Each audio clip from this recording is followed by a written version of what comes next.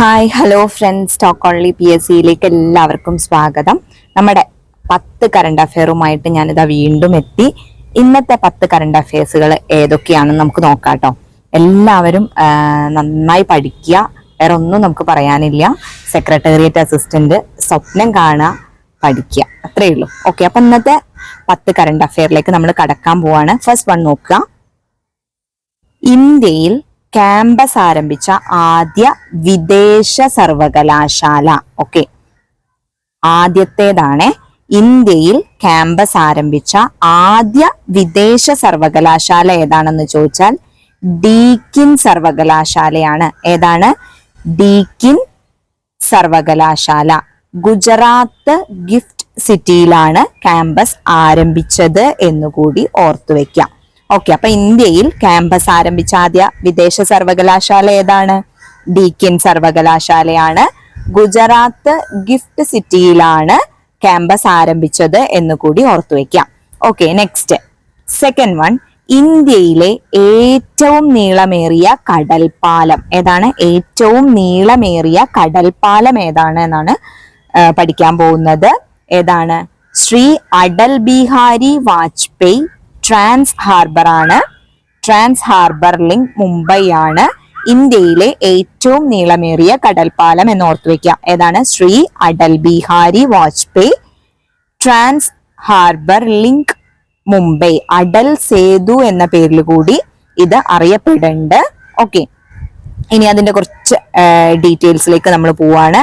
അതായത് ഈ കടൽപ്പാലത്തിന്റെ നീളം, ആകെ നീളം 21.8 കിലോമീറ്റർ ആണ്. എത്രയാണ്? 21.8 കിലോമീറ്റർ.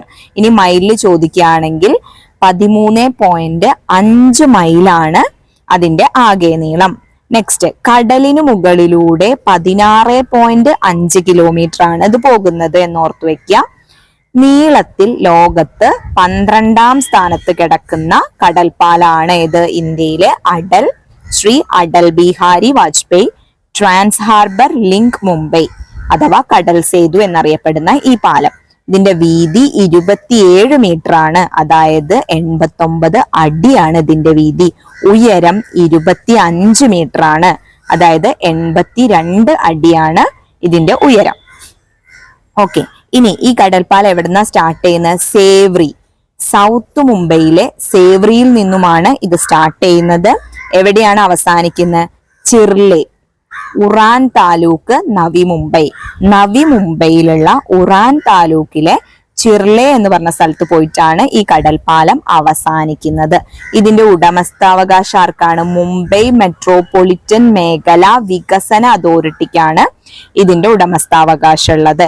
ആർക്കാണ്? മുംബൈ മെട്രോപൊളിറ്റൻ മേഖല വികസന അതോറിറ്റി. ക്ലിയർ ആയല്ലോ? സാമ്പത്തിക സഹായം നൽകിയ രാജ്യം ഏതാണെന്ന് ചോദിച്ചാൽ ജപ്പാനാണ്. ഏതാണ്?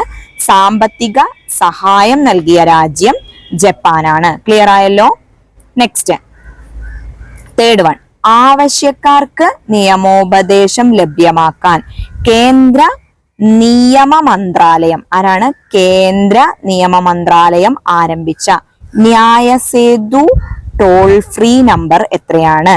144 54 14454. Okay, 144 54 Nyayasetu toll free number. എന്താണ് അതിന്റെ പ്രത്യേകത? ആവശ്യക്കാർക്ക് നിയമോപദേശം ലഭ്യമാക്കാൻ കേന്ദ്ര നിയമ മന്ത്രാലയം ആരംഭിച്ച ന്യായസേതു ടോൾ ഫ്രീ നമ്പർ ആണ് 144 54. ക്ലിയർ ആയല്ലോ?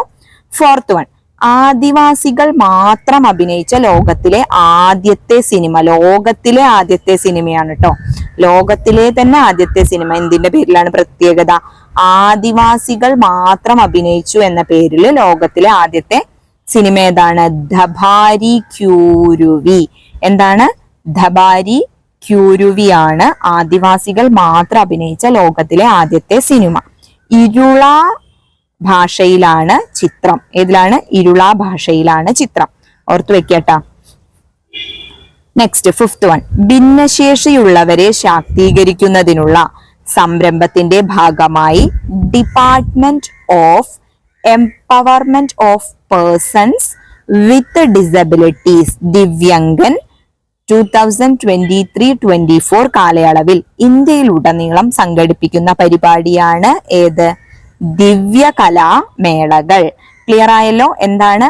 ഭിന്നശേഷിയുള്ളവരെ ശാക്തീകരിക്കുന്നതിനുള്ള സംരംഭത്തിന്റെ ഭാഗമായിട്ട് department of empowerment of persons with disabilities 2023-24 അതായത് ദിവ്യങ്കൻ എന്നും പറയാട്ടോ കാലയളവിൽ ഇന്ത്യയിലുടനീളം സംഘടിപ്പിക്കുന്ന പരിപാടിയാണ് എന്ത്? ദിവ്യകലാമേളകൾ. ക്ലിയർ ആയല്ലോ?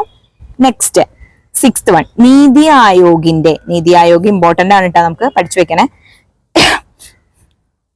നീതി ആയോഗിന്റെ അടൽ ഇന്നൊവേഷൻ മിഷന്റെ മാർഗനിർദ്ദേശ പ്രകാരം ഇന്ത്യൻ കൗൺസിൽ ഓഫ് മെഡിക്കൽ റിസർച്ചും സെൻട്രൽ ഡ്രഗ് സ്റ്റാൻഡേർഡ് കൺട്രോൾ ഓർഗനൈസേഷനും സഹകരിച്ച് ആരംഭിച്ച പോർട്ടലാണ് മെഡിടെക് മിത്ര. ഏതാണ്? മെഡിടെക് മിത്ര. എന്താണ് പ്രത്യേകത? നീതി ആയോഗിന്റെ അടൽ ഇന്നൊവേഷൻ മിഷന്റെ മാർഗനിർദ്ദേശ പ്രകാരം, നീതി ആയോഗിന്റെ അടൽ ഇന്നൊവേഷൻ മിഷന്റെ മാർഗനിർദ്ദേശ പ്രകാരം ഇന്ത്യൻ കൗൺസിൽ ഓഫ് മെഡിക്കൽ റിസർച്ചും സെൻട്രൽ ഡ്രഗ് സ്റ്റാൻഡേർഡ് കൺട്രോൾ ഓർഗനൈസേഷനും സഹകരിച്ച് ആരംഭിച്ച പോർട്ടലാണ് MedTech Mitra. Clear? Next 7th one, ബഹുഭാഷാ വിദ്യാഭ്യാസം. എന്താണ് സംഭവം? ബഹുഭാഷാ വിദ്യാഭ്യാസം. ബഹുഭാഷാ വിദ്യാഭ്യാസം പ്രോത്സാഹിപ്പിക്കുന്നതിന് വേണ്ടി കേന്ദ്ര സർക്കാർ ആരംഭിച്ച ആർട്ടിഫിഷ്യൽ ഇന്റലിജൻസ് ആപ്ലിക്കേഷൻ ആണ് അനുവാദിനി. എന്താണ്? അനുവാദിനി. ഇതൊരു AI ആണ്, ആർട്ടിഫിഷ്യൽ ഇന്റലിജൻസ് AI ആപ്പാണ്, ആപ്ലിക്കേഷൻ. ഓക്കെ, എന്തിനു വേണ്ടിയിട്ടാണ്? ബഹുഭാഷാ വിദ്യാഭ്യാസം പ്രോത്സാഹിപ്പിക്കുന്നതിന് വേണ്ടി കേന്ദ്ര സർക്കാർ ആരംഭിച്ച ആർട്ടിഫിഷ്യൽ ഇന്റലിജൻസ് ആപ്ലിക്കേഷൻ ആണ് അനുവാദിനി. കേന്ദ്ര സർക്കാർ ആണ് ആരംഭിച്ചത് എന്ന് ഓർത്തു വെക്കണം കേട്ടോ. 8th വൺ, ഇന്ത്യയിലെ ആദ്യത്തെ ബഹുഭാഷാ നിർമ്മിത ബുദ്ധി ഏതാണെന്ന് ചോദിച്ചാൽ പ്ലാറ്റ്ഫോം കൃത്രിം ആണ് കേട്ടോ. ഇന്ത്യയിലെ ആദ്യത്തെ ബഹുഭാഷാ നിർമ്മിത ബുദ്ധി ഏതാണെന്ന് ചോദിച്ചാൽ പ്ലാറ്റ്ഫോം കൃത്രിം എന്നാണ് അറിയപ്പെടുന്നത്. നെക്സ്റ്റ്, ഇന്ത്യ UAE സംയുക്ത സൈനിക അഭ്യാസം ഏതു പേരിലാണ് അറിയപ്പെടുന്നത്? Desert cyclone 2024. ഇന്ത്യ UAE സംയുക്ത സൈനിക അഭ്യാസമാണ് ഡെസേർട്ട് സൈക്ലോൺ 2024. ക്ലിയർ ആയല്ലോ? 10th 2024 അതായത് 2024 വർഷത്തെ year of human resource development and discipline. എന്താണ്? Year of human resource development and discipline ആയി പ്രഖ്യാപിച്ച സംഘടന ഏതാണെന്നാണ് ചോദിച്ചിട്ടുള്ളത്. ഏതാണ്? IREDA. എന്താ സംഭവം? അത് ഇന്ത്യൻ റിന്യൂവബിൾ എനർജി ഡെവലപ്മെന്റ് ഏജൻസിനെയാണ് 2024 വർഷത്തെ year of human resource development and discipline ആയി പ്രഖ്യാപിച്ചത്. ഓക്കെ, അപ്പൊ നമ്മളുടെ 10 കറണ്ട് അഫെയർ നമ്മൾ ഇന്ന് ഫിനിഷ് ചെയ്തു. വളരെ ഇമ്പോർട്ടന്റ് ആയിട്ടുള്ള 10 കറണ്ട് അഫെയറുകളാണ് ഇത്. വീണ്ടും ഞാൻ ഇനി വായിക്കുന്നില്ല, റിപ്പീറ്റ് ചെയ്ത് വായിക്കുന്നില്ല. നിങ്ങൾ വീണ്ടും റിവൈസ് ചെയ്ത് കേട്ട് നോക്കുക. ഇവിടെ ഭയങ്കര ബഹളം, അതായത് കാക്കകളും പക്ഷികളും ഒക്കെ കൂടി നന്നായി ബഹളം വെക്കുന്നുണ്ട്. എത്രത്തോളം ഇതിനകത്ത് അത് കേൾക്കുന്നുണ്ടെന്ന് എനിക്കറിയില്ല. അപ്പൊ എല്ലാവരും നന്നായിട്ട് പഠിക്കുക. എല്ലാവർക്കും നന്നായി സ്കോർ ചെയ്യാൻ പറ്റട്ടെ, നന്നായി പഠിക്കാൻ പറ്റട്ടെ, നന്നായി ഓർത്തു വെക്കാൻ പറ്റട്ടെ. Thank U.